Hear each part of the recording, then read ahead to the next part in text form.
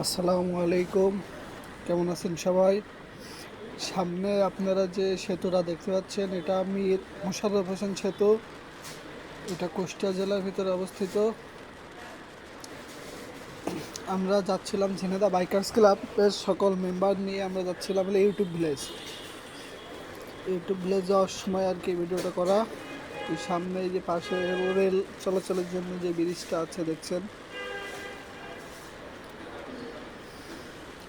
সুন্দর একটা পরিবেশ।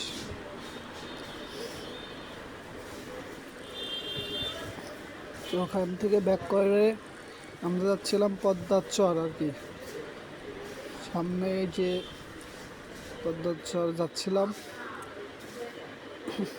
এখানে রাস্তার অবস্থা ভালো না, কাদা। রকি ভাই একটু স্লিপ করেছিল, আমাদের আর একটা ভাইও স্লিপ করেছিল আর কি।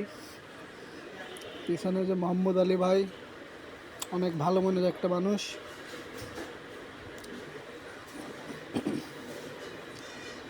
যে আমি, মেহেদি, এদিকে রাব্বি আছে, রিয়াদ ভাই, আমরা সুন্দর একটা সময় উপভোগ করেছি।